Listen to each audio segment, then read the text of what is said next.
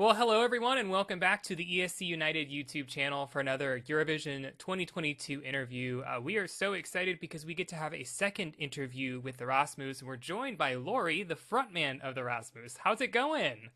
Hi, greetings from Torino. Oh, Yes, yes, wow, it's yes. so much fun to be here. We've been here for a week already and experienced all these great things.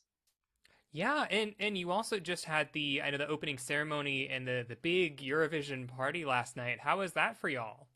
That was good. We walked through the turquoise carpet. 100 journalists there. But it only took us like 2.5 hours. I was expecting at least 4 hours, but it was good. And then afterwards, we had a little party with some of the other artists there, some drinks, some food in this most beautiful palace. I don't know. It was just fantastic. Yeah, But yeah. we've had good times here, you know, playing in these big palaces and stuff. But we also played a couple of times just right on the streets in Torino. And like yesterday, we had the street gig together with the Ukrainian guys, Kalush Orchestra. We had a little like mashup of our songs. So we practiced their song Stefania, the lyrics for the chorus, and they played our song Jezebel with their flutes, and we were jamming together, and it was so much fun. Also, really great chance for us to send our support and love to the Ukrainians. Mm-hmm. Yeah. Well, and I think it's really important that we talk about your landslide victory in UMK. Like it wasn't even close. It was crazy to watch. What does it feel like to know that there is so much love for you? Obviously, we know from the international fans, but from the Finnish public as well. Well, that really felt good because honestly, we haven't played so much in Finland in recent years. We haven't paid so much attention to our, you know, little Finland. We sort of like we were always going around the world, and then we played maybe one show in Finland once a year or something, and we realized, oh my God, do we have fans there? What do they think about us, of us? And we weren't sure that we would take the number one place here. So it was really like a little bit of a surprise for us too that so many people voted for us. Hmm. Yeah, well, and like I said, I mean, it wasn't just a couple of people, it was a whole lot of people. So clearly that pocket of support is there. So do you feel like perhaps, I know that we had talked on the channel last time we met about how there is hopefully maybe a tour out there in the future. Do you feel like maybe there's going to be a Finnish tour out there in the future? Well, we're gonna play. I mean, I think like 15 festivals in Finland next summer. Wow. It's like a lot. So we're gonna do at least every weekend throughout the whole summer, and then we have this big show in the ice hall, Finland, at the end of September. So we're sort of like returning to our home country, like in a big way.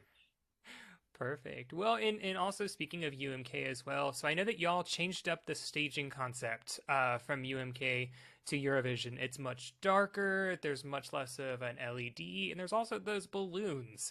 So, can you tell me a little bit about why this stage concept? What was it that you decided this is what we want to do for Turin? Well, our song is it's kind of like fun song in a way, but also it's a bit dangerous and a bit toxic. It's about this uh this girl Jezebel who's like she's attractive, pretty, independent, confident, but also she's kind of like a killer or whatever, like dangerous, bad company for you anyway. So we sort of wanted to bring that contrast to the stage too, and we call it the birthday party from hell. That's what it is, like with these black balloons and like smoke and like bit like fun but bit dangerous and bit like fucked up. Well, yeah, and I think especially Eurovision fans haven't seen the opening shot, but it gives me mad It vibes when you're just kind of just standing there with the balloon. I got it immediately, and I was like, "Oh, we're taking this kind of a turn. Instead of a bright yellow happy kind of staging, Yeah. we're going the So it's kind of opposite." happy, but it's a bit like Exactly, exactly. Well, and I loved this question. I asked this question to Blind Channel last year when we interviewed them, and they told me a story of a performance where one of the band members caught their hair on fire during a performance. So I want to ask you, are there any crazy performance stories that you can tell us about the Rasmus? oh, something that happened on stage. Well, I at least once I fell into the drums. We used to play this tiny clubs when we started the band, obviously, and I fell into the drums so that the cymbal, the drum cymbal, was in my mouth somehow. This and then he hit the cymbal, and Oh, like it was like this close that all my teeth would have like blown up in the air.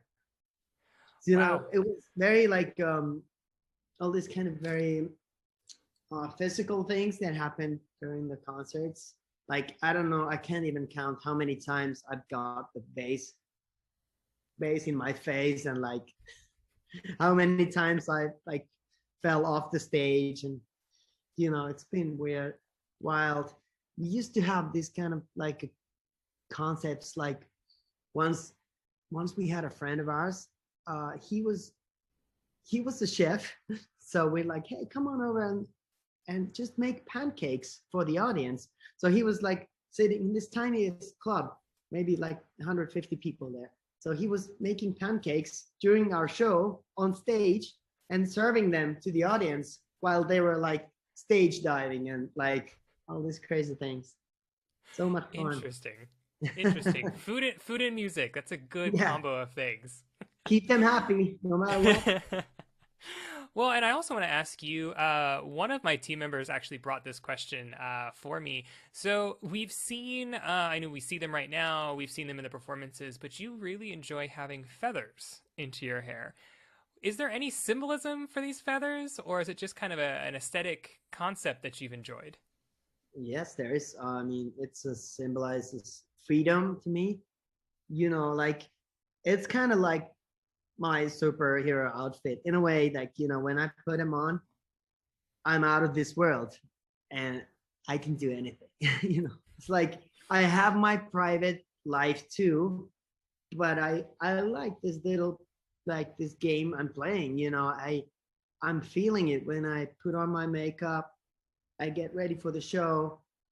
It's like it has this like level of something spiritual happening, and it's just like some people used to have like this mask when they go for war, whatever, just to get ready for something. Yeah, it kind of gets you in the kind of the mood and the spirit of performing versus just like you said, that kind of daily, day-to-day life. We don't necessarily need that as much as we do for the stage. Exactly. Yeah, awesome, awesome.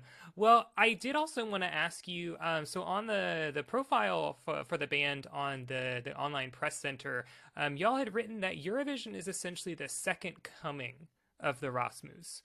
How do you define the second coming? What does that mean? Well, it was just like about a year ago. The former guitarist Pauli, he let us know he's leaving the band, and there was the COVID times. There were like all this like personal shit that I had going on, and it was really close that we didn't quit with the band. So then, anyway, I started writing the song that became Jezebel. I had this idea we should try to go for the Eurovision like with my last string. I was like, oh, gotta do something. We can't stop now. So like all these good things all of a sudden started to happen.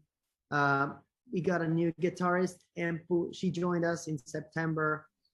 Like all of a sudden the pieces were there, and good things happened. So we consider this as a new beginning for the Rasmus, and this whole Eurovision thing has been like the spine for all that, like to have the goal in Italy, you know, this is where we gotta be in 9 months. And here we are. Like it feels great. You know, it was really important to have it. Wait, I have a second interview. I mean, Yes. 15th interview, honestly. Yes, well, of course. Well, thank you so much for sharing. And we are super excited to see the second coming of the Rasmus. Of course, you'll be opening up that second semifinal. So for those who are watching, make sure that you tune in to the second semifinal. Make sure that you, plug in with their social media, stream their music. They've got a very long back catalog for you to enjoy. If you're new to the channel, make sure that you like, subscribe, make sure that you hit that notification bell, and make sure that you tune in for our next interviews. But until then, I will leave you with a goodbye. Thank you. Bye. Take care.